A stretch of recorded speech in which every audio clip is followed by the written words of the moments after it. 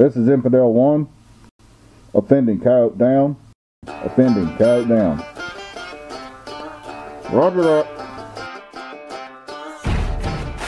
Welcome to Trapping Radio.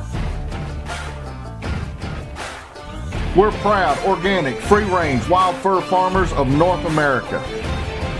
Let me tell you a little story about how I was raised. Everyday work, everyday pray. God, family, friends, yeah, everybody sins. I win and never quits, and I quit and never wins. Help folks in need, don't fall for greed. A jealous man is weak, so think before you speak. If you love them, let them know. If you hate, let it go. Fast can be fun, but sometimes you need slow. God is all good, the devil is so real. So listen up, y'all, cause this is how I feel. I won't back up, I don't back down. I've been raised up to stand my ground. Take my job, but not my guns. Tax my check till I ain't got none. Except for the good Lord up above. I answer to no one. Now let's cover our sponsors. They do a lot to help support Trapping Radio. So I'm asking you guys out there and gals to help support our sponsors as they keep Trapping Radio on the air. First sponsor is Okie Cable and Trap Supply. Jeb's the owner of this. He's out of Oklahoma. Super guy. You'll not meet anybody nicer. It's somebody you're going to want to deal with. You can reach him at oktrapsupply.com. You can give Jeb a call at 918-429-4648. Not only does he do trap supply, guys, he's a fur buyer, so if you're around the Oklahoma or surrounding states, give him a call with your fur. When you need stuff, give him a call and he'll get it out to you as soon as he can. Our second sponsor is F&T Fur Harvesters Trading Post. Everything you need for trapping, hunting with hounds, and predator calling. Guys, if you're into trapping fur, hunting fur, chasing fur with dogs, you're not going to be able to think of hardly anything that you can't get from F&T.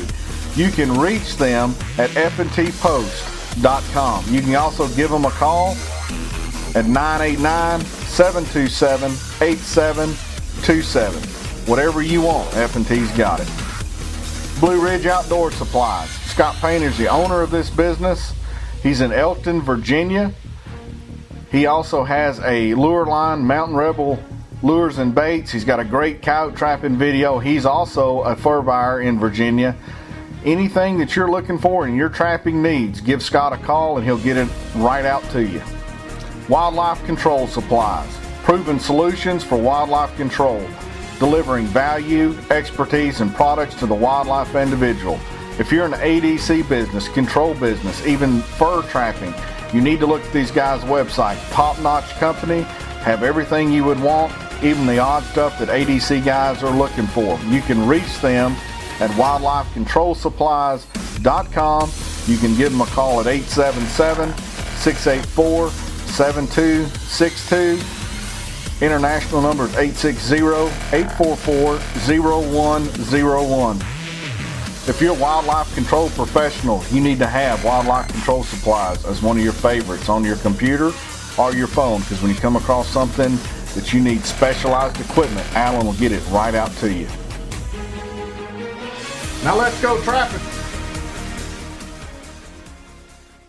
See, I'm a flag-flying, Bible-toting son of a gun. Yeah, I'm hell on the heart, just a rebel on the run. Scared, don't know it. Fear, don't feel it. The truth is the light. Sometimes you gotta fight. Good beats bad, right beats wrong. I'm a ballroom preacher, and this is my song. I'm climbing for the top, representing for the country. I'm the people's champ, right out to deer camp. Shotgun toter, Republican voter, Hank Jr. supporter, let's protect our border. To hell with anyone who don't believe in the USA, cause this is what I say. I won't back up, I don't back down. I've been raised up to stand my ground. Take my job, but not my guns. Tax my check till I ain't got. Okay, I'm in New York again. I'm with Mark Zagger. I've actually wanted to, I don't come up here very often. I've wanted to do an interview for a long time, and I've had several requests if I can get around you to do the interview. So why don't you just kind of go, who are you, where you're from, just so someone kind of knows who you are if they don't know who you are. Okay. It's Mark Zagger. I'm out of Casanova, New York, which is about an hour from where we sit here. It's west. It's kind of south of Syracuse and kind of rolling agricultural country. Beautiful big dairy farms, nice canine country. I'm originally from Ohio. I started trapping in 1976, and after I got out of college, I moved to Pennsylvania and thought I was a hotshot fox trapper in PA. Never caught a coyote. And I moved to New York in 1987 and started trapping that first year and caught my first coyotes in 1987 and kind of went from there. I trap for a very short time every year. Anybody who knows me knows that I'm kind of a 3 weeks and done guy. I start October 25th and go right through the beginning of our deer gun season. And in those 3 weeks, you know, I've been doing 125 to 150 coyotes. My best year was 183 coyotes, which was about 4 years ago, but I caught 30 of those in January. We had a anomaly of a winter with no snow up here, which never happens. You know, this is country where we get lake effect snow, and that's a lot of the reason I think that I kind of stick out up here, because there's not a lot of big number coyote guys up here, and the weather's part of it. You know. Well, before I ask you what I was going to ask you. How did you get started? I'm always interested in how did someone actually start trapping? You know, it's a typical story. One of my best friends, Rod, he called me one day and he says, "Hey, I caught a mink in a trap." I'm like, what are you talking about? And he says, "Come over and see it." So this is, like I said, it was probably 1975 because I started in 76. So I went over to his house, and him and his dad had found, at the time I didn't know what it was, they'd found a number 3 Victor jump hanging in a tree somewhere, and his dad says, "That's a trap." I mean, we're talking, we were 10 years old, and his dad, you know, was never a trapper, but he told him, you know, find a log where it crosses a creek and hatch it out of bed and put some moss in it and put this trap in it. So my buddy Rod did that with a number 3 Victor jump, and what he thought, I guarantee the mink didn't get away. Well, and what's funny was, even at that age, I was pretty well versed on animal species, and as soon as I saw it, I knew it wasn't a mink. It was actually a long-tailed weasel. And really? It was brown with a white belly, yeah, and it was conibeared right in that number 3, and I don't know, it just tripped a trigger with me. And that next year, we bought a couple conibears and started setting them for muskrats and things like that. I couldn't even set the trap. My older brother, Michael, used to set the conibears for me at my house, and I'd carry them back in the woods and set them, or the creeks, and God forbid if they snapped off, because I couldn't reset them, you know. And I said, well, this doesn't work. I better learn how to set these myself. So I caught my first muskrat that year, 1976, and got the bug. And this is right when the fur boom was starting to crank, right? And everybody in the world was trapping. Every kid in school was trapping. My dad and grandfather, hunters, but not trappers. I was first generation in the Zagger family, if you will. But, and then, you know, I started getting the magazines and the Trapper back when Tom Kraus was editor and all that stuff, and I wanted to start trapping fox. I caught my first red fox in 1978, and here I am. Do you remember how you caught it? Oh gosh, yeah. I can't tell you my wife's birthday or anniversary date, but I can tell you about that red fox in 1978. Typical. I mean, you couldn't write a more, you know, stereotypical thing. Angle iron steak, number 2 Victor square jaw, Hawbaker's ready red urine in a dirt hole, and in hindsight, it was probably a pretty good location. Where I lived in Ohio was kind of flat ground, and there was this farm where I trapped. There was one really noticeable knob where if you climbed up on top of this knob, you could see forever, and it was as far as Ohio forever. And it was really a unique feature, you know, in hindsight. And I set one trap up on top of that and caught a red fox my first night. It was a pup, and my brother was with me, and I was young. I was 11 or 12 years old, and I told my brother we have to walk up to it and tap it and step on it, and my brother, because he was as nervous as I was, I think he killed it with the tap of the trowel, because we were scared. Adrenaline was flowing. I think it was dead on the first swing. I don't think we had to step on it, but boy, you know, what a day that was. And I remember it. I wouldn't say I remember it like it was yesterday, but that was the impetus for me getting into the canine side. You know, I've always trapped beaver and muskrats and things like that on the side, but the canines were always the obsession. Now, when did y'all just kind of like muscle through it, or did you start reading books, or did you have a mentor of some kind? No mentor at all, and that was back when everybody was tight-lipped, right? And you know, I started getting that magazine, The Trapper, and we've got this great picture of me back in 1979 or 80, and it's Christmas morning, and I have straight hair, and back then people used to get the permanents in their hair, you know, and there's a picture of me, skinny kid, probably in 10th grade, and it's Christmas morning. I've got my hair curly and look like a goof, and there I am reading Dynamite Fox Trapping.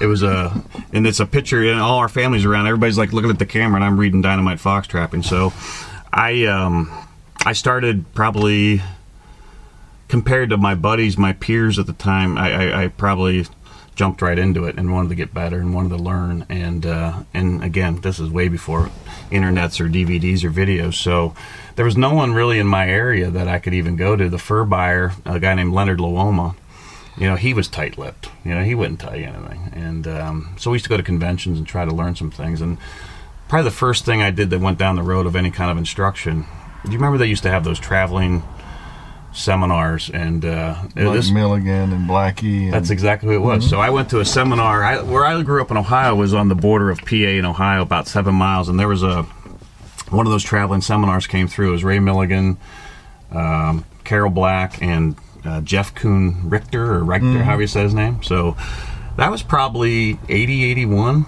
that I went to that, and with a bunch of other guys, and I was that little snot-nosed kid, you know, in the front row trying to learn, and I think it helped a lot. But it was more of a trial and error thing, you know, like you said, muscling through it, you know. I wasn't afraid to try it, and I wasn't afraid to try to set a lot of traps, and I think that was you know, the game of percentages that was even kicking in back then, you know, as far as I wasn't just setting 2 fox trap. I was trying to set a couple dozen compared to my buddies, and I muscled through it, and I started catching them, you know. What when you look back of that, because you seem to have a good memory of it, when did location start clicking to you? You know, I think it started clicking as far as me understanding it, you know, when I moved to Pennsylvania. You know, I think in Ohio, because I wasn't driving when I first started. I had a very limited number of places to set, and I did back then what I don't do now, where I was probably setting every single location that looked like something out of the books, you know, every hedgerow, every crop change type thing, and a lot of, you know, some of it was on my bicycle. But when I moved to Pennsylvania and actually started catching coyotes or red fox in numbers, I think that was along the lines where it finally got to the point where, you may remember this about yourself, I grew up in the day of everybody being paranoid about human odor and scent, and wearing weight. You know, we used to wear hip boots at the sets, kneeling, and different set of boots to gas up, and all that crazy stuff. You know, and I remember when I started thinking, I set a trap, and I remember actually resonating with me that I'm gonna catch something. Not will I catch something, but I'm gonna. And that confidence, I think, was a game changer, and I think everybody works towards that, eventually gets to that point. And I think a lot of guys remember when that happened. And I remember even when it went backwards when I moved to New York with coyotes. I didn't have a lot of confidence with it, and then there was a time 5-6 years after I was here and I was catching them in better numbers than most, that I was like, you know, this confidence, the best lure I have, you know, kind of a thought process. I do think, you know, I was kind of lucky, and I'm an optimist by nature. A friend of mine says if I was a kid and he threw me in a stall of horse crap, I would just be happy because I know my pony's in there. Right. You know, that's just my personality. And the first trap I ever set held a male marten. Wow. So that's what I remember in Alaska. And then I think it was like 3 weeks, I didn't catch nothing. Yeah. But every set I went to, I just automatically learned it. And then when I know exactly what you're saying, I came back, I was catching a bunch of fur, and then I was doing a big control 4-year job for a county, and somewhere in there what you're talking about clicked. I mean, everything started making a lot more sense, and you just knew. And it's like when you knew, they knew. Right. And it doesn't make sense. You know, I'm not really into the hippie type of whatever all that is, but there's something to that. I tell you, you know, when I was in college, I had a run at wildlife biology for a while, and I didn't stick with it. But that being said, I used to take care of these fox and coyotes while I was in college at this biology station, and we were doing a study on pheromones, and and what they mean to canines and what they mean to dogs. And I remember my I don't know if this makes any sense, and this is kind of voodoo crazy talk, I think, sometimes, but I think there's a little bit to it. You know, people will tell you that a dog can sense when you're afraid of them, you know, from a distance. Yes. And it's not just your body language. You're emitting some kind of stink that it resonates with them or registers with them. And this is really crazy, but I am absolutely convinced to you know, a little bit. I used to think about this a lot. When I'm sitting there making a set and I'm nervous and jerky and I'm worried about sweat and I'm worried about human odor and I'm worried about every little thing, I think I'm putting a bad vibe out there, as dumb as this sounds. And I don't know if it's pheromones or what, but I think when you just walk in and kneel down and go and start digging and rocking and rolling and you're confident, it's crazy talk, I know, but I think there could be something to that. You're just putting out a different vibe, you know. I'm not saying has anything to do with it, but I think it's more of a mindset with me, you know. I mean, I don't know what it is. I do believe when I do a lot of instruction, especially down in Texas, the first couple of days the guys are nervous. Yeah. You know, they're in a weird place. You know, we got them armed to the teeth because we're on the border and all that, and it's just so strange to be in South Texas coming from like New York. Right. And they're nervous of the instructors, they're nervous of is my other partner going to laugh at me, yada, yada, yada. But when they calm down, that's when it starts working better for them. Yeah, yeah. And when I was out at O'Gorman's, one of the biggest things that really, you know, people always say, what did you learn out of O'Gorman? And it wasn't so much how to catch animals to me. It was how did he think when he ran his line? And that was a big deal. But whenever he set a trap and he was talking about it, it was never if one comes through. It's like when he comes through, he is going to do this, and that's the reason I'm doing that, and I'm going to catch him. Right. Every single set we put in his mind was a dead coyote. Right. No question whatsoever. You know, and it was kind of like in the military thing we always used to say was smooth is fast, and he was very smooth and he was very fast. Right. But you know, you get someone that's nervous and tries to be fast, they look like, you know, you just shot them up with cocaine and they're bouncing all over the place, and I think you're right then. Well, and we share that. You know, I went out to Broadus, Montana myself. I guess it was 88 or 80, 88, 89 range, you know. So I wouldn't mind going again. I think the more experience you have under your belt, I think it registers a little better with you. You know, if you went out there and you hadn't caught any, I think there'd be too much. You know, It probably happens with you too. Given instructions now, you probably be not that you. I'm sure there's the old adage about you can't teach an old dog new tricks, but you know, I think if you have some experience under your belt, the things that you would show somebody or the things that Craig showed me would make more sense. You know? Well, I went twice, and the second time was totally different because I was looking at things. My questions were different, so his responses were different, right? And it was exactly what I needed to hear at that time, right? You know, and it was you know, a lot different, and we got into a lot of what he calls catching tricky coyotes, which I kept playing around with that, and it was a game changer to me. Then when I started using the cameras, I was like, you know, that old man in Montana knew what he was talking about. Right. He really did. Yeah.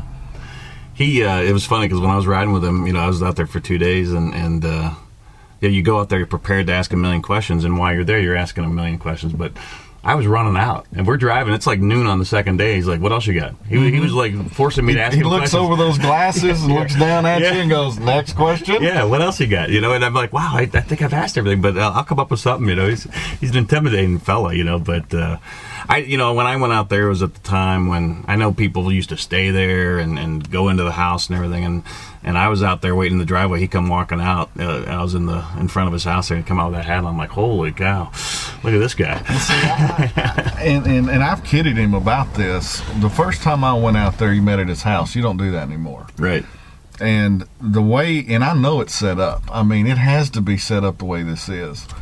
You can see him the way his cabin, if it was finished when you were out there, and you could see through that front window. Yep. He'd be at the breakfast table, and he'd have that hat on. When you'd pull up, the only place you could pull up was right in front of the window. That's right. And you would go in, you'd meet Dana, and, you know, shit, how you doing, this, that, and other. Let me introduce you to Craig. And you would go around. Craig would be at the table, and he would wait till you got like from me to you, almost in personal space to shake his hand, that's when he'd unfold that 6'6" body with them 3-inch cowboy boots and that Stetson. He's 7 feet tall. I'm not a small guy. Right. I'm not used to looking up. And it's kind of like, holy cow. Exactly. Yeah. And now he does it where he picks you up at 4:30 in the morning, and the second time I was out there, it's foggy every morning out there. You know, we don't have, like, you get more fog here than we do at home. That's not a normal thing for us. And he picks you up, well, he's on that quiet road, and he says, you know, I'm leaving at 4:35, so you can be here or not. You're a grown man. And you hear that diesel truck pinging down the road, and it's actually eerie. Here he comes. And then he's got all them lights, and they're all on. So when he's coming down that little driveway through all those trees, you're sitting on the front porch, and it's kind of like this manifestation is coming towards you, you know. And then he stops, and he sits in there for about a minute till he gets out, you know. And I know it's planned. I mean, I know it's planned the way he does that. And I was like, you know, he thinks of everything. Yeah, that's great. That's great. And that's a little bit of marketing too, probably. Like, wow, you know, look at this, like almost starting a Vegas show. You know? Yeah, that's great. But no, one of his proteges, you know, Gary Strader. Gary's from New York and moved out to Montana and kind of took over some of the area. Or he was just a little northeast of Craig, and I went out there with him a few times, and he was the one that got me on the dogs, because I have 2 Irish Terriers, but one of them's half Dorn from Craig's line there. So one of the things, you know, I am, as far as here in the Northeast, there's not very many guys that use dogs on the line, and I think a lot of guys think it's more of a Western thing. I guess it is, but that's something I do that's a little different. But I got it, you know, I ended up getting that through, you know, third person from Gary through Craig, you know. So my dogs are getting to be 14 and 12, so starting to think about more, you know. But no, I enjoyed going out there, and the challenge for me is probably the same as a lot of guys in the East. It's just such different country out there, so it's hard to translate his locations and such to what we have here. But it's like you said, it's the mindset that you get from him. And the Are you saying you don't have ridgebacks with the bowls, with the petrified wood, and the 20 years of dead cow bones as a draw station? Nothing even close. You know, and out here, you know, it's amazing to me when I've trapped out west. You know, everything out there lasts forever, whether it's sign, you know, turds, and you know, the wind obviously plays havoc on it. But around here, you dig a trap bed in this ground here, and you come back next year, it's gone. It doesn't. It grew back. You know, the soil's constantly moving, and there's so much moisture out here. Probably same as Tennessee, and nothing lasts forever. You're lucky to find a cable stake from last year if you, you know, if you leave them in. The indentation is gone unless you dig a really deep bed in that. And those Charlie Robbins style dirt holes, you know, sometimes they'll still last. But I started throwing some rocks in there every now and then if I knew it was a spot I was going to set next year. But I just kind of gave up trying. Around here, everything just goes back to, or you set in a hayfield this year and you come in next year and it's a corn lot. Or soybeans, you know, just constantly moving around. But different. But you still, how could you not learn something from a guy like that? And I've taken lessons from the Leggetts, and here I have too. Yeah, and in my backyard here, and then just recently, I thought I'd better do this because he's not going to be around forever, and I did it more for probably the experience. But I rode with Johnny Thorpe a couple years ago, and that was fun. You know, it was just more interesting, and he was picking my brain about coyotes, and I was telling him he was telling me about mink and fisher and such. And you know, the reason I do that, one of the standing jokes around here with my guys or people I know, or even on the internet, is I just think that someday I'm going to turn into this gentleman mink trapper. You know, you know, drive around with a cup of coffee in my hand and check weasel boxes and mink, and because, you know, frankly, physically, you know, I don't know that I can do the 150 coyotes forever, you know, because I'm skinning them all myself, and even though I have a nice setup with a power puller and, you know, fur tumblers and everything, I have a nice shop. It's just, you know, there's gonna be a time where I'm gonna be like, yeah, that's enough. So, and mink just intrigued the heck out of me, and I could see taking my same focus and drive on coyotes and applying it to mink, you know, and really enjoying that. And I'm not saying that's not hard work, but I think the nice thing about a mink or a muskrat is if I get home tonight and my wife Gina has plans for us, or you know, something happens, and I could just throw them in the freezer. You know, you have 12 coyotes, you don't have a lot of options. Not unless you got a big walk-in. Yeah, which I do not. So you got to peel them son of a guns, you know. So, but you know, that's down the road. But I keep saying that, and I keep dabbling, and I keep getting rigged up for mink, but I just keep coming back to the coyotes. I've got a funny story about Johnny. I went up and took instruction for 4 days, and I was curious how he does his coyotes in the mountains and that, and we're doing cats. I've caught a few cats. So, he's showing me his thing and this, that, and the other. Well, this was about the same time that I think it's Steve Woods is his name, is coming out with expand pans and all that. And Johnny, he might not be able to today, but then he could walk me to death. Yeah. I mean, he was just used to it. Cowboy boots going up slick leaves and rocks and like a goat. Yeah. My big butt's like, but you can't do that in front of Johnny, so you just suck it up, Right. and he's got this great big rock, and he's showing me how he sets up against stuff, kind of just a basic blind thing, and I asked him, I said, have you ever tried those exposed pans that everybody's talking about now?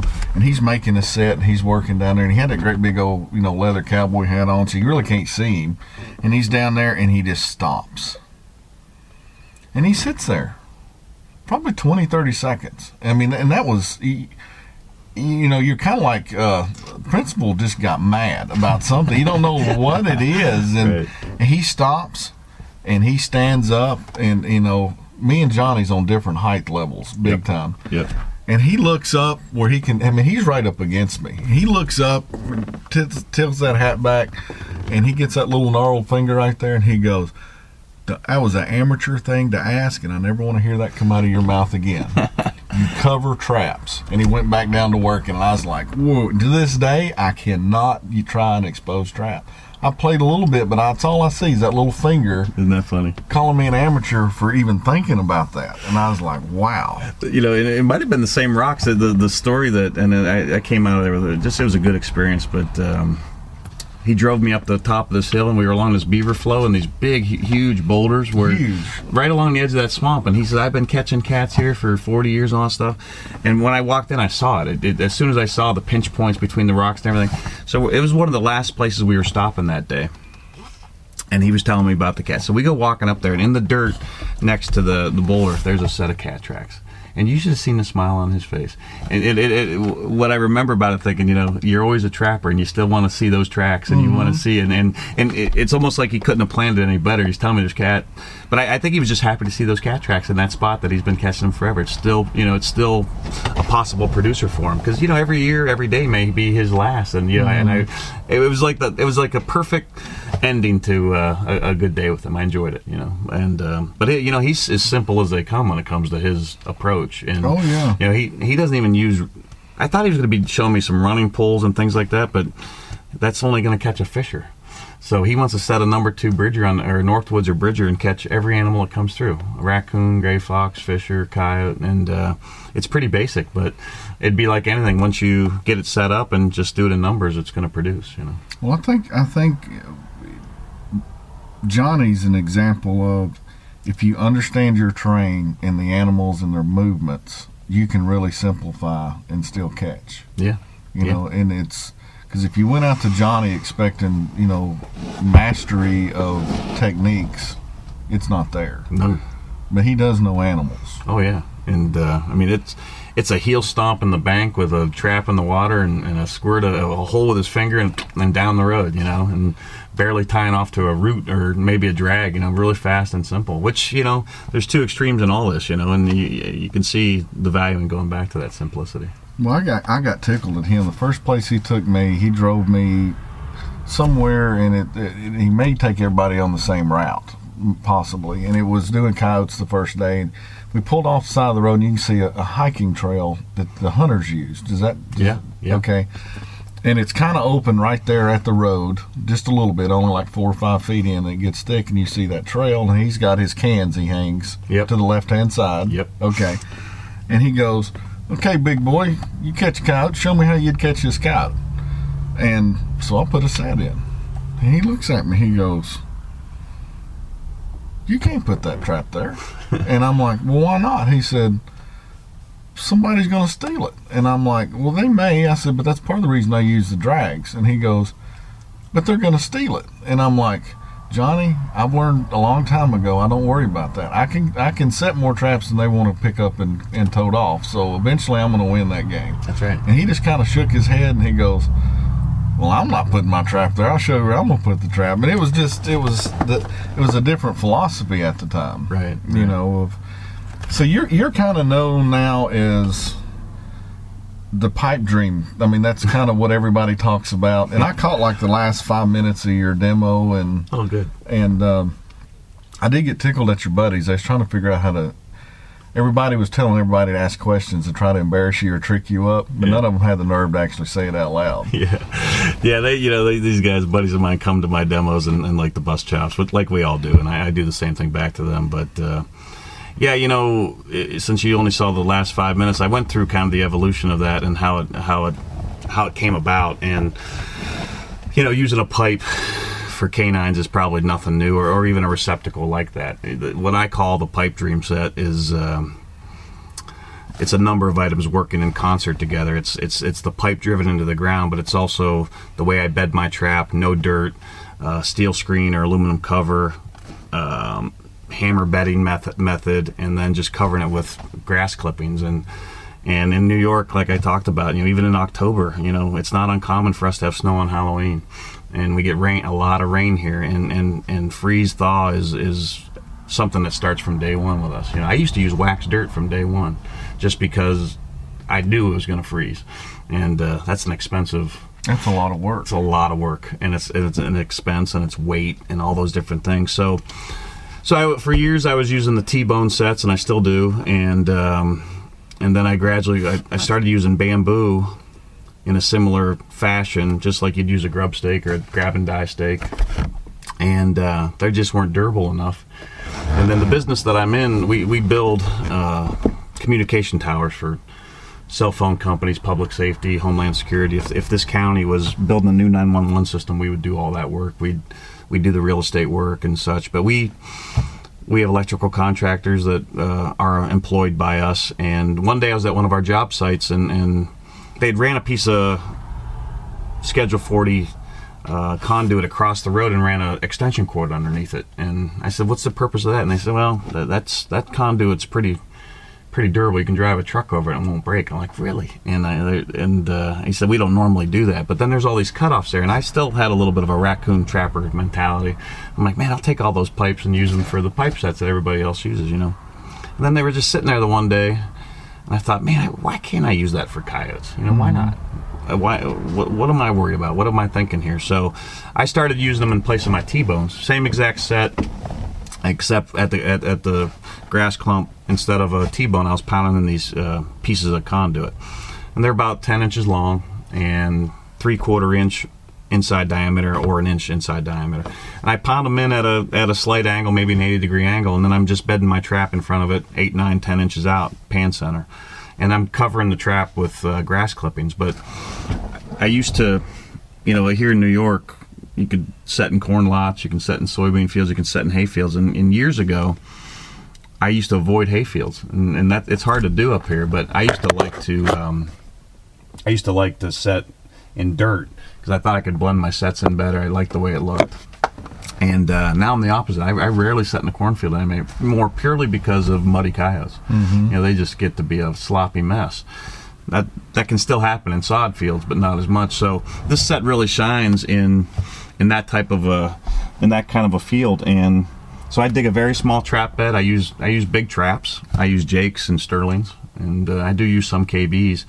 But that Jake trap is perfect to cut a really nice tight square bed. And the thing that I do a little different, I guess, is I don't put that trap down at the bottom. I dig that bed deep, probably 3 or 4 inches, and then because I dig my bed so small, on top of the ground with my hammer, I do 2 swings each, and I make these little indentations at 3 and 9, mm-hmm. and that's where my lever's set. So my trap is probably countersunk, maybe an inch and a half below surface. And if you know anything about the Jake trap, those levers kind of angle up a little bit. Mm-hmm. So here's your sod, and here's your levers, and my trap's here, and I have a little bit of a drop, maybe an inch and a half. Then I put my steel screen on there, and the steel screen serves a number of purposes. The main thing it serves in this set is to support my material. If you try to make this with wax paper, if you try to make it without a pan cover, after your first rain, it just doesn't look right. And I'm not saying you can see the trap. I mean, it's just the outline of the trap, and I just don't like the way it looks. And I don't like steel screen. I think it's just another thing that you got to do. Get you into big pans, brother. Then your steel screen is on the trap all the time. I got to tell you, people have been talking to me about that. Why not just make it a big pan and I think it would work great. I really do. And so then I cover it with grass that I've dried in the summer, and I get big couple yards of haylage from my dairy farmers, and I dry it in my yard, and it's just grass clippings. It's hay, but I think it looks better. It blends into a hayfield, I think, a little better than the grass clippings from my yard. And I dry them in onion bags up in the loft of my barn, and it's so easy and fast. I'm finding myself not wanting to dig any holes anymore. I'm getting lazy, and I'm having I haven't been confident enough to give up on the dirt holes and the T-bones and the grass tufts that my dogs show, because I'm set in my ways a little bit. But when I first started doing this pipe thing about 4 or 5 years ago, I was doing maybe 10 or 15%, and last year easy 50-60% of my sets for that, and I see myself just gradually going that way all the time. And I got the big 36 volt cordless. I mean, it's easy to dig a dirt hole, but in this rocky ground that we have around here, it'll still spin you around. You got to be paying attention. It'll break your wrist if it locks up and flips you around, So, but that conduit is amazingly durable. I pound it into frozen ground, really hard ground, and guys are doing a lot of different things with it. Since I came out with that article last year, I can't begin to tell you how many people have called me or emailed me or PM'd me around the country. And the guys are just doing different things with it, Tracy Truman out in Las Vegas, who's a very good canine and cat trapper, he says, I never thought about using it. He's pounding them in between rock crevices, and just using it as a lure receptacle. So it's, again, what Craig always say, it's new to them. It's new to that guy. Everybody reinvents something. I think what I came out with, I've never seen that all together. What I just told you with the screen and the grass and the thing. Maybe someone's done it, I'm not sure, and it doesn't really matter. I shared something, and it seems to be resonating with people, So. Well, it's kind of like the portable pocket. I got the original portable pocket from L.T. Gray in Ohio, or Anthony Wolfsong, depending how you know him. Yeah. And he was using that for coons back in the 80s. And then he just gave me some, and I used them, off and on, and then I got so sick of being in rain, I was like, these got to work somehow. Yeah. And over trial and error, I could use those pipes. Now it's a whole total system for me, and it made my trapping easy. Right. And it's, and the thing I like about the portable pocket, people don't believe me when I say this, but I can literally set that system up to catch a coyote. And then I can take that same system and go catch an otter. Then I can take that same system and go catch a raccoon or a muskrat or a mink or a fox. Right. And all I'm not gonna have now is that system, and I'm just presenting it different. Yeah. And and I don't carry a shovel anymore. And my thing is, it's funny you're saying this stuff, because it's people, because of the stuff that I do on the internet, a lot of new trappers having trouble with mud. I'm having trouble with mud. First question you need to ask is, what is mud? It's rain and dirt. You can't stop it from raining. Quit using dirt. Probably, it's fixed now if you don't have the dirt in there. Well, you've got to bed it in dirt. No, you don't have to bed it in dirt. And it seems like because what's happening to you is, what you've noticed is, the less you've got to remake stuff because of the weather, you're catching coyotes that most people won't catch because all the traps are out of commission. Correct. I talk to a lot of these guys. You build your friendship pool, and there's certain guys that are here even today that we talk almost every day when we're trapping, with the phones and just driving. I don't stop. I'm just flying, but we'll get a heavy rain, we'll get a gully washer, and I'll tell these guys, especially over the years when I was experimenting with this, and I wasn't really telling them about it because I wanted to see if it really worked the way I wanted it to. They're like, oh, I got to spend all day remaking sets, reluring and rebaiting sets. I'm like, really? And I joked yesterday during my demo, I apologize to the bait and lure makers. I'm going to give you I'm going to talk out of both sides of my mouth. I use a lot of lure and bait once. You know, I'd lather them up right from the beginning. I'm not a one-drop guy. And so I'm using a lot anyhow, whether it's in the pipe or dirt hole or whatever. And I don't go back, you know, but I'm trapping that. With my 3 weeks, I might have traps on a farm for 7 or 8 days at the most. That's plenty. I mean, I don't need to relure bait in that time, I don't think. Now, if I on a remake or something like that, I will, but I don't touch them. You know, like I said, yes, I set it and forget it. And whether it's a dirt hole or whether it's pipe, I think these guys don't use enough to begin with, but they're using the wrong material to bed them in. I drive around after a heavy rain, and I just drive right on by, and things look just as good as when I left them there. That's one of the real nice benefits of this set, I think. You know, the dirt holes aren't filling up, and even if that pipe fills up with water, that stink's still down inside there, and you know it's just going to keep doing that chimney effect. You know, I think it has it's got legs. What are you looking for as far as coyote locations? What are you keying on now? You know, I have permission to trap on over 100 farms, and most of them are dairy operations. Here in New York, we have a lot of big dairy country. And when I say big, not big like California where they're milking 8,000 head, but where I live, it's dairy farm after dairy farm after dairy farm. Therefore, as much as these guys won't admit it to you, they all have dead piles, you know, somewhere. So most of my trapping, if I can do it, is based on that as my focal point. And I may be out from it a ways, but it's travel ways into it and such. But if I'm not setting a dead pile or a calf dump and I'm just location trapping, you know, I don't have a lot of cardinal rules, but I never set a one-way travel lane, meaning one crop change, you know, never. I need the spokes on the wheel type thing happening. I need several things coming together. A lot of blockages.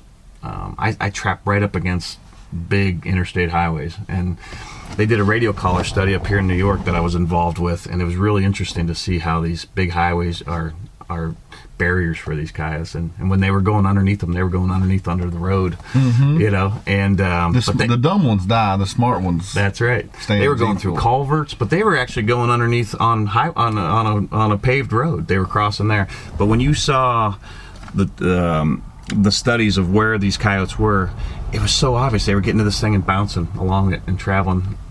They weren't going under it very often. And I think they're territorial boundaries to some degree, but they're just tremendous blockages and barriers. And I have videos off my iPhone of, you know, semi-trucks going right behind coyotes and traps, and no one sees them. There's the fence, and then there's all that brush and grass and weeds, and they're hidden perfect. And I have a lot of farms that border, you know, those kind of highways. So, you know, probably if you rode with me and you saw some of my traditional locations, I think it'd be, you'd think I was red fox trapping. It's some pretty basic, wide open, you know, farm fields with a lot of stuff coming together. We have a lot of water here in New York, so we've got a lot of ditches and creeks and a lot of culverts, a lot of bridge locations. These bridges, if I can find a bridge with 2 or 3 crop changes coming together, another hedgerow or something, that's bingo. You know, they just seem to go out of the way of the cross right there on that culvert or that whatever the farmer's done there. You know, but again, I'm still trying to get near those dumps. You know, it's funny.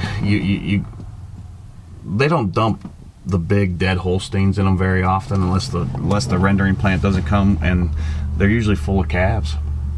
And it may be 2 calves, it may be 30, but whatever number it is, any coyote on that farm is going to check it out all the time. And if we could use snares in this state, there's some wonderful locations around these calf dumps, because the farmers always try to hide them. They don't just have them out in the middle of fields, you know. So they'll be down in a ravine, or they'll be back in these hedgerows or around these old hay bales and rotten bales type stuff. And oh my gosh, the coyote trails that are coming into them, and other animals obviously use them too. But I remember from your book, I was like, oh man, someone else is doing this too.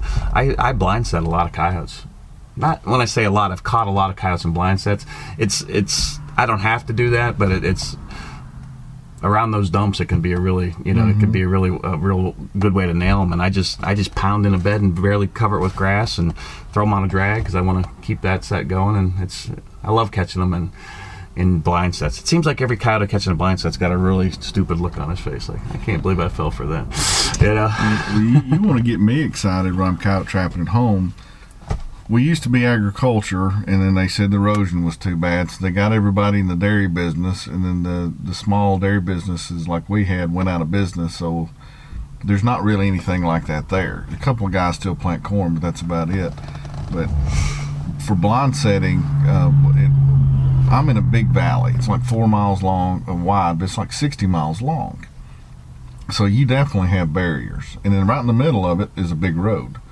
So, everything's concentrated, and the water runs up and down the valley, and they call it a river, but it's just a really big creek. Mm-hmm. And the way the bridges are made, especially on the new roads, there's like 4 or 5 feet of land underneath the bridge where the coyotes and deer and everything go under the thing. So I just go in there, and because it floods, you get the sand up there. It's really easy to blind set. You can see the trails. I mean, Ray Charles can see them.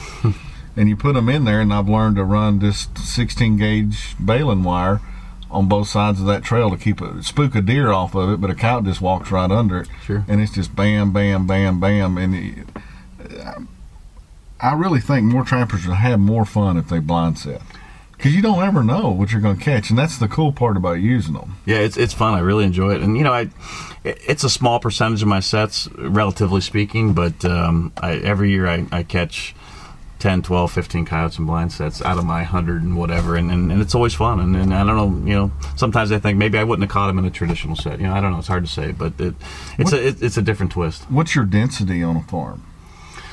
Usually one family group. I trap early enough in the year where I don't get to enjoy dispersal or any kind of migration. So some of these bigger operations that I have, when I go back there in January, there's clearly 2 or 3 family groups on it. But in the fall, it's pretty rare for me to have more than one.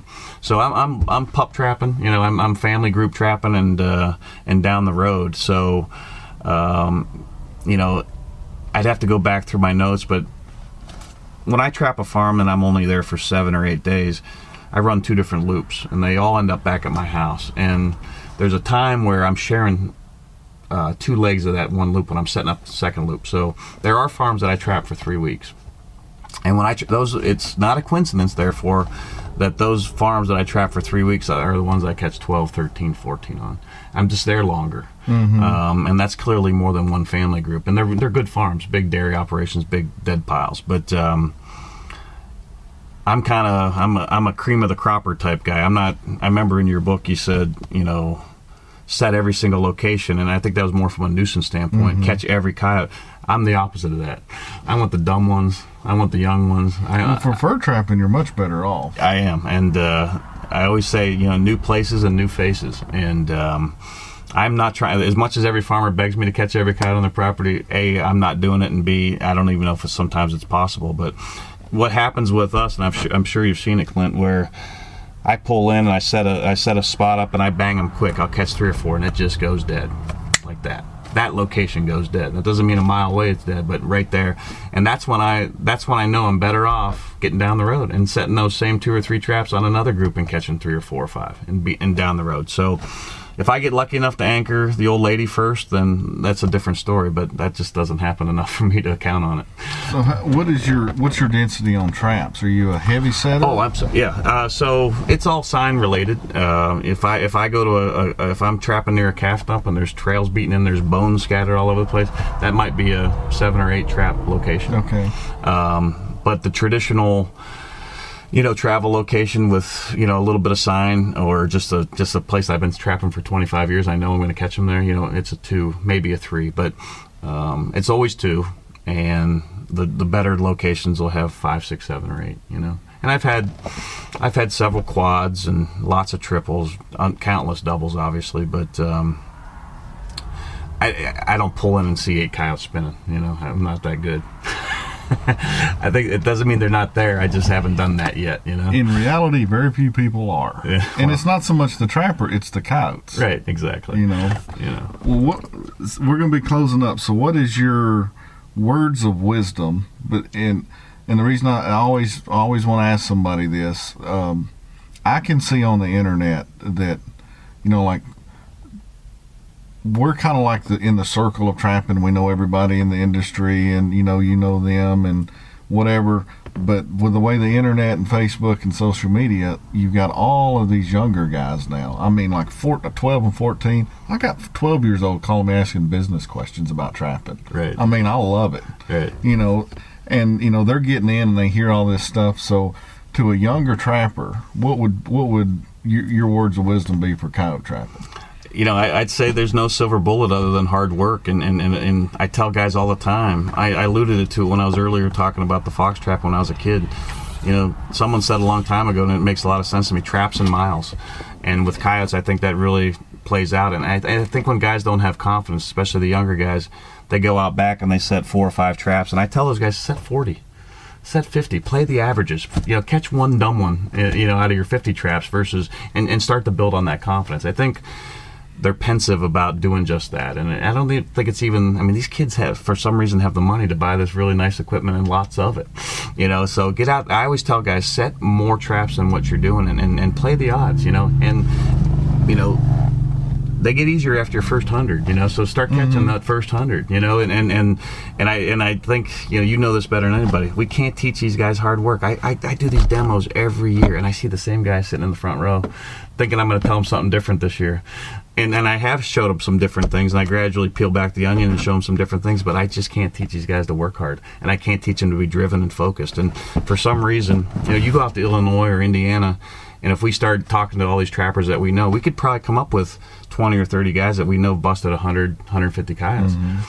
Around here, it's just, I'm the only guy, and I'm not the best trapper in the world. What is it? These guys, I think, just aren't willing to put the time in and the effort, and maybe they don't have that drive, that spark that a few of us have, but at the end of the day, there should be guys around here catching 50 or 60 or 70, and that's not even happening. You go from the guy that catches 10 to 160, and I just think I personally think just as Americans and technological advanced as we are, we overanalyze everything. Like, because if you tell someone to go put in 50 traps to catch a coyote, first thing, well, that's a terrible catch percentage. Well, you ain't never caught one yet, so don't worry about what your catch percentage is. Right, exactly.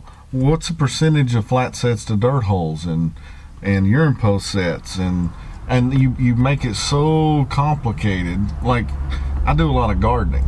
You get on YouTube, how you grow a tomato, there's 50,000 different ways to grow a tomato, and every one of them's right, and they all try to tear it, just like in trapping, and you're looking at that going, you gotta be kidding me. It's a freaking tomato. It wants to live. Just let the thing live. Yeah. I think I could ask some very specific questions during my demos that, I'm thinking to myself when the guy asks, is this really what you're worried about? It's the old, how many inches back are you? How many are you over? And those kind of questions, I understand why people ask them, but I get asked that all the time. And they focus on those little types of things, and yeah, they're important, but when I think I go out of my way to give them a very flippant answer. Like, whatever the set dictates to me that day, I'm kind of, I don't know, 10, 9, depends. I start digging, and boy, I hit a rock, I move over an inch. There's no rules in my mind that are, I always say, I never say always and never, except for very few things with coyotes. But I think the guys, you're right, they overanalyze this type of stuff, and they just don't want to get out there and swing the hammer and throw dirt, which is what I think they need to do over a big area. There's a guy from Pennsylvania, and I can't remember his name. He has glasses, and he goes to Maine and traps, or used to a lot, and has a mustache. Kind of looks 70s still, you know what I'm talking about? I do. I know exactly who you're talking about. I'm trying to, his name escapes me. And he gave a demo, and I happened to be walking by, and I got so intrigued in his demo because apparently something has happened where he's had a bunch of questions. So he did a demo on it doesn't matter. Where's your trap go? Doesn't matter. Which way is the jaws go? Doesn't matter. How big? Doesn't matter. Doesn't matter. Put traps in the ground. It doesn't. That's what he said and people were getting really frustrated. They kind of got what he was, right. To use wax and dye or speed doesn't matter. Right. Just go trapping. Yeah. No, that's it. I think when people come to the demo, they probably expect a little more than that, but that point should resonate with them, and they should recognize what he's really saying, and don't overthink it, don't overanalyze it. But no, I think these guys, just especially the newer guys, they just have to get out over a bigger territory and look at more traps every day. And at the end of the day, when you come home and you say you caught 3 coyotes, it doesn't matter how many traps you caught that. That's you caught right. 3 coyotes. If I told you I caught 183 coyotes last year, if I told you my catch percentage, you wouldn't remember that. I wouldn't remember it. I remember the 183 though. At the end of the day, it gets to how many you haul to the fur buyer, and I get people are going to try to save money and the dream is every trap's got a coyote in it, but that's just not coyote trapping, right? It's not for me. It's not. It's a game of percentages, and I know some very good coyote trappers from the Midwest that, when I tell them I'm looking at 100 traps to bring home 7 or 8 coyotes, they think that's dismal. But to me, that's kind of normal, and I'm just used to that. And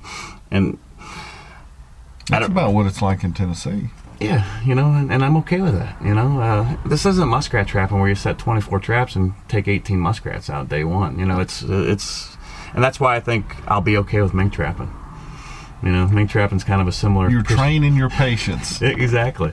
I think trappers, the guys with the right mindsets, we're eternal optimists. When I have bad days, I said that means tomorrow can only be better. Mm-hmm. I didn't get them today. You have to look at it that way. Well, all right, man. I appreciate it. You did a good job. Thank you. I could tell from you had a lot of energy yesterday. Yeah. I do have to tell you one thing I thought was funny about your demo before we go. I was only there like the last minute, and the younger guy that was sitting up on my left, if you remember, that's probably Cody. Yeah. You're talking. Someone asked you a question on trap placement, and you're explaining how you thought they come in, and I'm just listening because I've never seen one of your demos. I'm just listening to what you had to say, and he leans over and he goes, "What do you think about that trap placement?" And I go, "Well, for pups, he's right on." Because that's where the pups. That's exactly what the pups do. And he goes, "Well, he's a pup trapper." I'm like, "He's rocking then." I gotta tell you, I wish I could catch nothing but pups. Their furs are better. Mm-hmm. Our pups here in New York are extra large on the fur market. Our coyotes are, do I catch 50-pound coyotes? Yes. Is every one a 50-pound? No. I'll go years where I catch 150 coyotes and none of them break 50. But I got a lot of 45s and 47s. Mm-hmm. But I'll take a pup every day of the year. That's my program. Again, when I got the barn wall picture of the 183, who cares how many are fucking pups? Excuse my French. Versus adults. I'm not getting paid extra because you're not control work. No, you're not worried what they're eating. No, you're just worried what they're selling for. Correct. And their fur is better. They're far better. It's soft. Even these. We have these coarse, dark coyotes up here, but there's a huge difference between the pups. And I think the pups that I catch around here fetch my best prices. If that ends up being, I want more than less every year, just like anybody would. But it doesn't deter me from trapping if the prices are in the toilet. They've been in the toilet more than they've not been for coyotes. Mm-hmm. I've never had beaver. 35-pound beaver always looks better than a 70-pound beaver. Yeah, exactly. I'd much rather catch 35-pounders than 70-pounders. Correct. But no, it's funny that Cody asked that because he actually rides with me, and he's seen firsthand what I do, and he's been with me a few times. He's been with me on some 12 and 13 day coyotes. Those are fun days. If I'm averaging 7 or 8 a day, the days of 13 and 14, you need them to keep your averages going, but they're fun. I enjoy it. I've had my best day in New York was really the only place I trapped. I caught 18 2 years ago, and I caught first check. I caught 10, and then the night that Hurricane Sandy came through, the night before that, something happened with the barometer, and I had the traps out and I was ready for them. I didn't know that was going to happen, and I caught 18, and that's too many. I remember Matt Jones said one time, and I never understood it, and he's right. He goes, "When I catch less than 6 or more than 10, I'm pissed," and that's about dead on. That is, and when I catch less than 6, I'm pissed, and when I catch more than 10, I'm not really thrilled. I'm happy, but sometimes you're pulling like, man, I hope I don't have another one. Boom. The weight of what's getting ready to happen is in the back of your mind, right, even when you're excited about seeing them. Yeah, a guy was telling me last night that Kip Feroce there, the guy that has turkey calls, he told me he has a skinner. I said, "You son of a gun, how'd you figure that out?" Hey, I said, "Do you know how many coyotes I could catch if I didn't have to worry about skinning them?" Because what happens with me is, sometimes in the fall we've got some 60-degree days, the opposite of the inclement weather days. But you have 12 or 13 coyotes and 2 fox and 5 coon in the back of that truck. It wears on your mind, and it's hard to get out of the truck and put in 5 new sets or 10 or 15. It's hard. You got to and that's probably one of those differences that, a guy rode with me a few years ago, and I was pulling traps. He rode me the day before my last check, and we pulled into a spot, and I had 2 traps. I had a possum in a trap. Took care of the possum and got my remake equipment out. He goes, "Aren't you pulling these tomorrow?" I go, "Yeah." I can't catch, the old adage. But I remade that set, and that blew his mind that I remade that set. I had one good one still working there. I said, "Well, if 2 or 3 come in, I need to be ready for them." And it didn't work out. I remember this because I didn't catch anything the next day. But you got to remake them, right? And that little extra bit, that work, that if I have a weakness, sometimes I really got to push myself. You ever drive by a set and you see a little bit of the jaw exposed, and you're like, oh, you just want to go, But if you don't fix that, I'm not saying they're going to avoid that, but the little things, pan cover exposed or whatever it is, and you gotta work your line, and that can be one of the biggest challenges, We always have to do motivational talks in Texas, because when we're running, some of those ranches, we're literally running a 70-mile snare line. And that's, looking at fences. Yeah, 70 miles. Just think about how far 70 miles is from here, and you're looking at that every day. You get a bunch of wind, and a jackrabbit hits it, and we're talking hundreds of snares you're looking at in a day's time, and your head's out the window, and you see the flag, and you look, you see that it bounced off the lock a little bit. First week, you hop out, put it back on. By about week 6, you're like, yeah, that may work. Get out of the truck. You go there, you fix it, and you really got to stay on that. Yeah, you do. Because if you don't, your numbers start crashing. Right, and and I think to myself, I have trouble focusing for 3 weeks. I can't imagine trapping for 6 months, and keeping that focus. And guys always say, if I lived where Mark Zagger does, I'd catch the coyotes. That's BS to me, and I never think I could be the next Phil Brown and catch 1,100 fox if I lived in PA or whatever it is, because I don't know what it's like to trap for 6 months. I've never done it. Or 3 months. I don't know that maybe it wouldn't be as much fun for me, My 3 weeks is a marathon. It's a sprint, though, and a marathon mix. I prepare all year for those 3 weeks, and I'm pretty much done.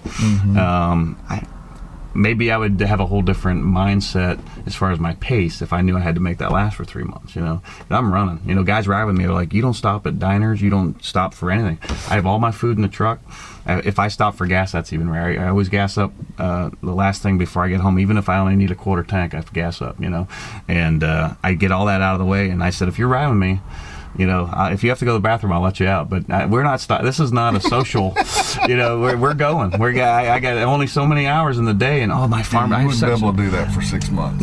No, you can't. And you gotta slow down and take some time off, and kind of probably regroup. But 3 weeks I can pull it off. But what you would find out at probably 70% of that speed you could do for 6 months. Yeah. And you've got to go that way, but you just have to be very efficient on the way you do your body. People ask me all the time, well, why do you use drags? When I did the year-long Blitzkrieg video, what most people don't know is before I left Texas on the second time down that year, I had to start taking cortisone shots in my elbow from swinging a hammer. Oh. It took almost a year to get that straightened out. I hate hammers. That was painful, and yeah, I could go and do that every year, but do I really want to be taking shots in my elbows? It didn't feel good just to put a stake in. No, I'll go 20 feet and get my coyote, thank you. It's funny to say, because, my job, it's certainly not a physical job, so I lead a relatively sedentary lifestyle outside of the trapping thing. I'm active, but I don't have a workout regimen. Every year I swear I'm going to get in better shape for trapping season, but I've had the same thing happen. It's tennis elbow, and you get that shot of cortisone right here. Oh my gosh. And it hurts. Oh, that shot is I don't know who invented that needle, and they spin that thing around. And I've had them in my shoulders too, and it's the same thing, and it's because I don't prepare, and I don't do that all the time, and that gripping and the setting the traps and the skinning, all of a sudden I damage it, and those cortisone shots is. I go into it's like they're pulling an arrow out of me of the Old West. I bite on the tongue depressors. I'm like, all right, give it to me. But it's worth going through because it numbs you. After that first day of that pain, it numbs you and you can swing through it. That's why they give them to these football players, during the Super Bowl to get them through that last quarter. Makes sense. But no, my hat's off to anybody that makes big catches. Guys talk about, you see a guy with 1,000 raccoons in Iowa, and these guys are like, yeah, if I lived there, I'd catch it. No, don't say that. That's insulting to that guy. That guy's killing himself. You don't even know what it's like to catch 100. How can you say you're going to catch 1,000? Yeah, it's nice to go to a spot where they're there. I get it. But to just in the most flippant of manners say that you could do it just because if you lived in the right spot, that's the difference right there. Because that you still have to find that 1%er. Not everybody in Iowa catches 1,000 raccoons. No, I'll tell you an honest story about me. When I went out there and stayed at Reds, I'd go to West Tennessee and different places, and I'd road trap. Don't have near the numbers. I'm doing 18 coon a day. I'm hearing all these numbers out in Iowa, you know, but then called 1,000 beaver, you know, so my brain's in the place for numbers way more at that time than it is now. So I talked to Red, and, well, you know, yeah, come out. I won't tell you where I'm setting, but I'll show you kind of the routes. And I'm going to Maine to trap marten, but you can, you know, use my skinning machine in the fur shed. And so my brain automatically went, if they're catching 1,000, by God, I can catch 1,000. Sure. Clint didn't catch 1,000. Clint didn't catch 500. You know, they said we're catching 1,000 in 10 days to 2 weeks. I can catch 1,000 in 10 days because there's coon everywhere. Right. No. They're in. What I think Johnny Thorpe said, it's hard to buck a good trapper in his backyard. You know, those guys have it down, right? And it'd be like if you moved here, you're a good trapper and you could catch coyotes in numbers like I do, but it'd take you a while to get set up, right? I mean, I got these farms. I know right where I'm going. I know right where I'm set when I pull in. When you go in new, it takes a few years to get. You know, if you went back 2 or 3 years, which is part of the reason because I travel so much, I set so many traps. Right. I don't have that learning. Because if someone's paying you, they're not going to go. So you're going to come back for 3 years, and by then you're going to. No. I mean, that's the reason I may have 1,800 acres with 80 traps. Right. You got to catch everyone. That's your job. And I don't know where they're at. Right. So yeah, they could be here. Trap. They could do that deer trail trap. Yeah. Blitzkrieg them, right? Yeah. Exactly. Well, I apprate it. I really do. I enjoyed it. You know, I haven't really gotten to know you over the years, so maybe this will be the impetus for that. You know, and I'll certainly tune in and start checking things out. But I appreciate it. It's cool. There will never be a point in your life where it's the right time to do a great thing.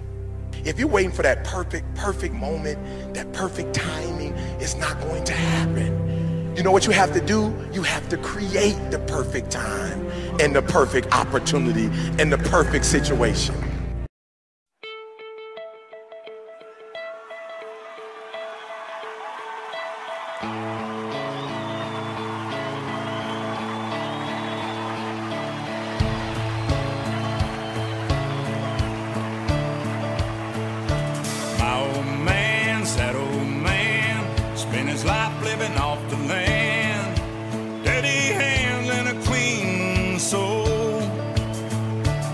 His heart seeing foreign cars filled with fuel it isn't ours, and wearing cotton we didn't grow. He's got the red, white, blue, flying high on the farm, samurai tattoo on his left arm, spent a little more in the store for a tag in the back it says USA. He won't buy nothing that he can't fix, with WD-40 and a Craftsman wrench he ain't prejudiced. He's just America. He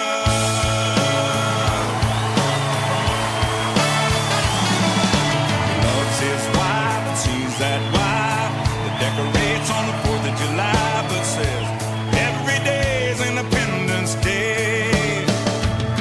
She's golden rule, teaches school. Some folks say it isn't cool, but she says the Pledge of Allegiance anyway.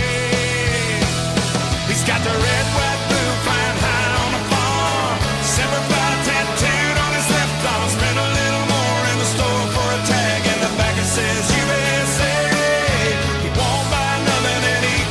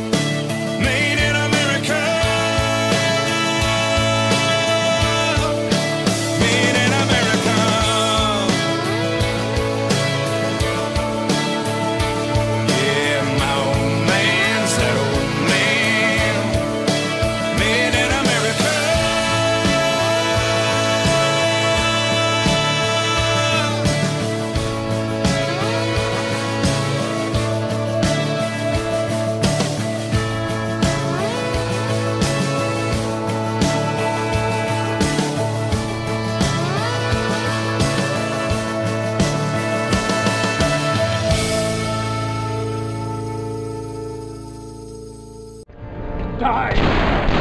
Die! Why won't you die? Why won't you die?